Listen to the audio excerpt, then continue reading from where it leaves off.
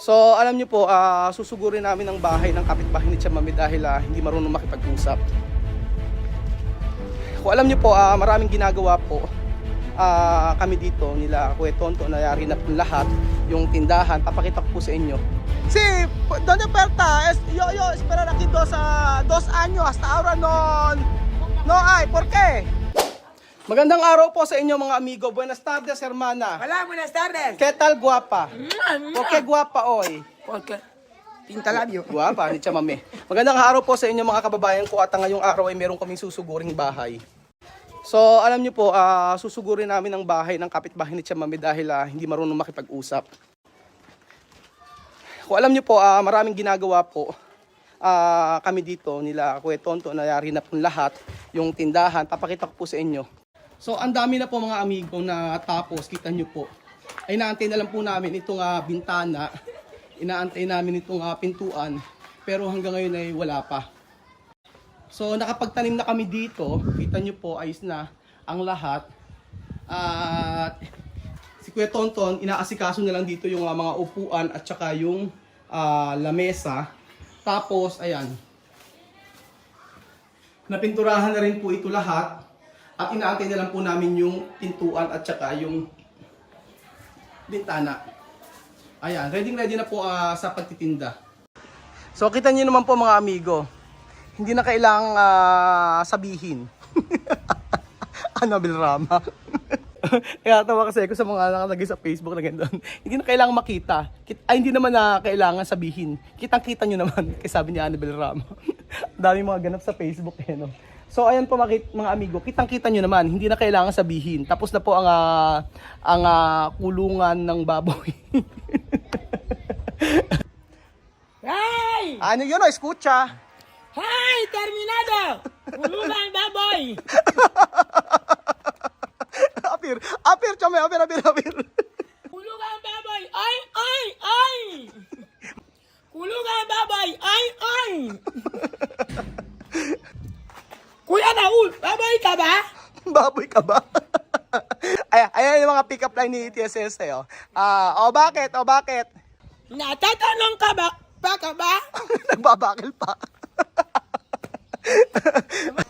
So, hindi mawala ang ating mga pick-up line mga amigo.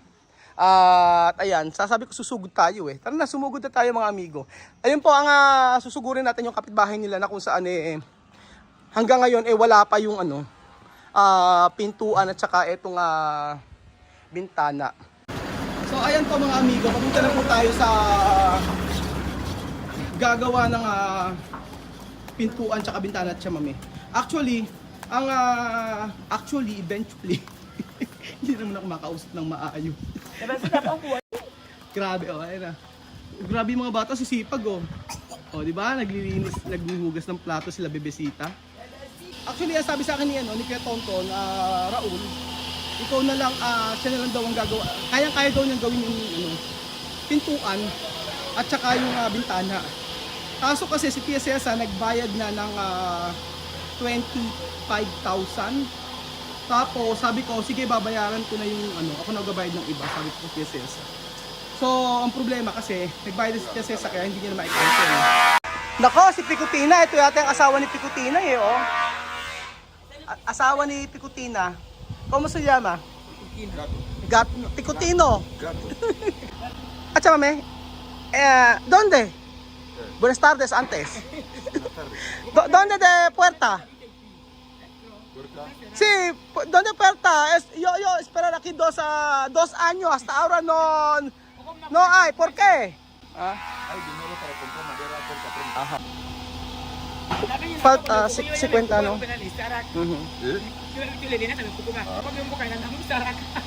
Kasi. So ganoon naman pala dito hanggang hindi nakukumpleto ay hindi nila igagawin. So ang sabi po mga amigo ay pinapatuyo daw po yung kahoy. Ang daming kahoy no? So malamang po niya na inaantay lang po yung inaantay lang yung bayad para makumpleto.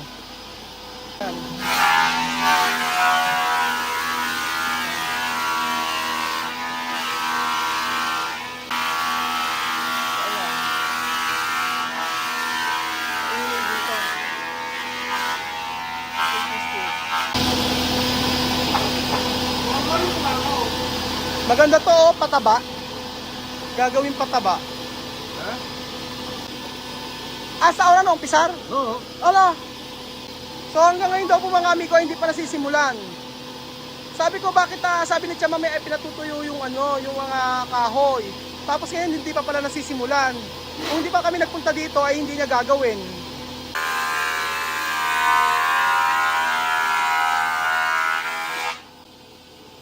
Kinikinis yung mga kahoy. Kaya lang makina nila.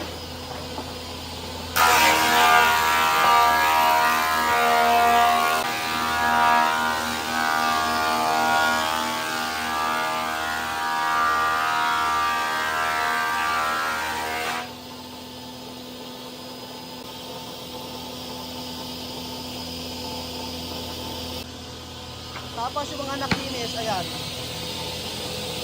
Ganda, no? Oh?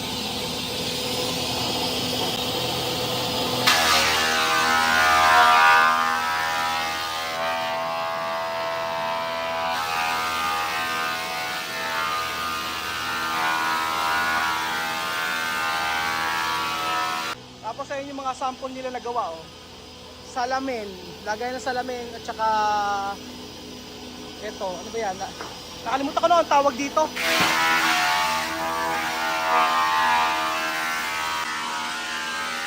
Tapos yun silang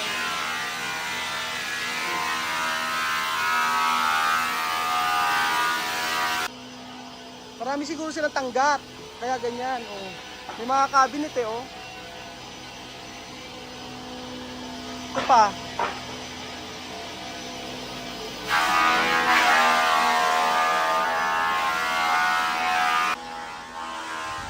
Nakakainis naman. Nakakainis yung gumagawa.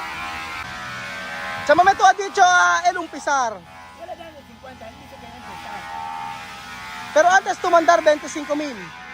20,000, 25,000. Antes? Antes? Sen todo? Caro. Caro.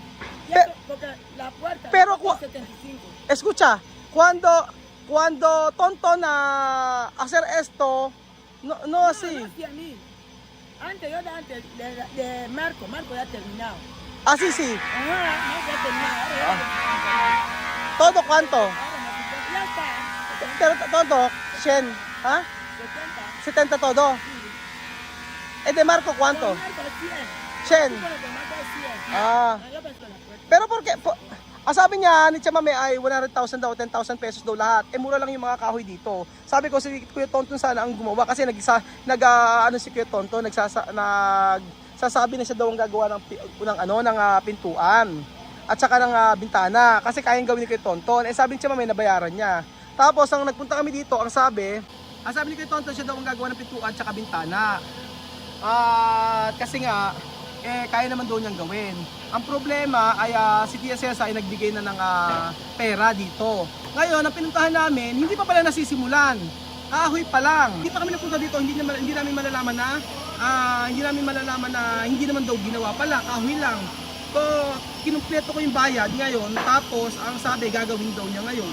Pero dapat malaman ko kung ilang araw ito tatapusin. Ellos tienen máquina, con máquina no tiene problema, puede hacer con...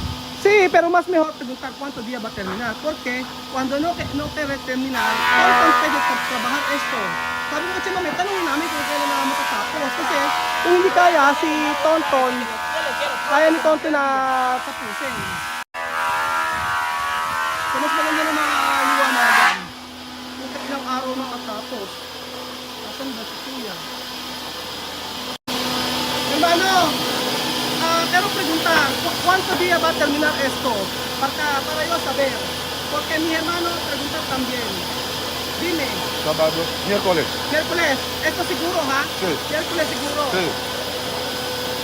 Vale. So, ang sabing gano'n ay Miércoles. Anong araw? Adito, 5 días. 5 días. ¿Ha? Sí, no va a tardar 5 Yo días. le decía como 4, yo voy a hacer 5. Sí, porque Él yo, va a hacer pronto, él va a hacer pronto. para terminar pronto, porque yo quiero comprar algo para vender, Va a empezar. hacer pronto. Sí, más mejor preguntar.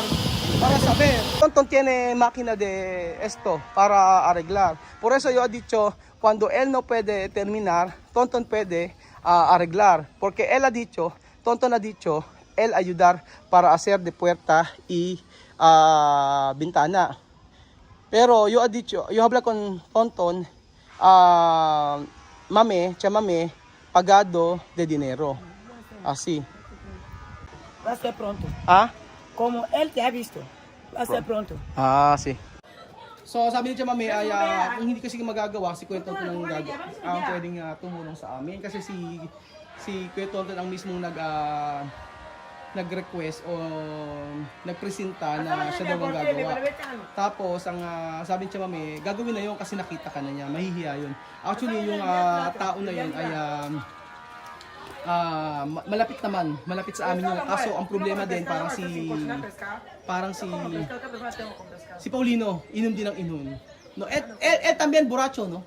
Eso chico. No, ahora no. Pero también como Paulino. Como Paulino, pero ahora no borracho. Yung sabi ko kay parang si Paulino yung lalaki na yon. Sabi niya noon, hindi daw, ngayon daw hindi lasing. Pero kako si Paulino, parang si Paulino din kako, inom ng inom. Kaya nga po mga amigo, dito talaga nakaka-stress talaga dito kapag ganyan. Hindi man lang sabihin na ikumpleto niyo yung bayad para tapusin. Kinumpleto namin yung bayad. Si Chamame, kaya naman niya ayaw niya kumpletuhin yung bayad kasi posible pagka kinumpleto, baka mamaya hindi tapusin. Pero sabi ni Chamame, nakita ka na niya, ikaw ang nagpagawa, sigurado, ay tatapusin. So aantayin ko, 5 days pa mga amigo. So 5 araw matatapos itong bintana at saka pintuan. Kasi nagmamadali po kami mga amigo para po masimula na magbenta dito. At ang dami na nagtatanong kay Tia Cesa kung kailan magsisimula itong tindahan niya. So ayan po mga amigo, ano po ba ang maisasuggest nyo sa sa tindahan ni Tia Cesa? Antayin ko po ang inyong comment mga amigo.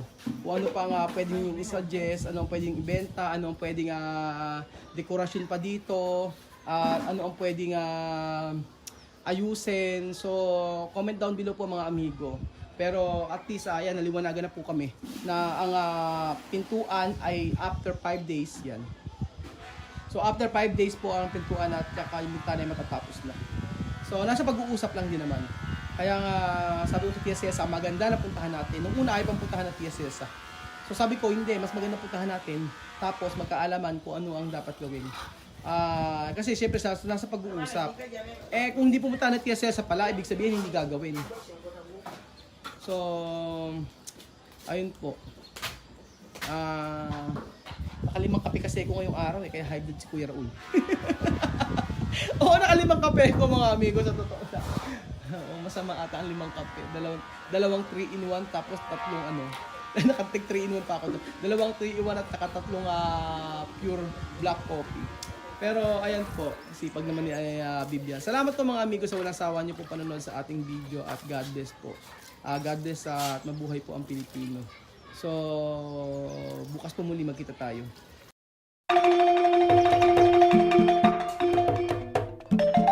Na-appreciate ko yung paano sila nagdadasal.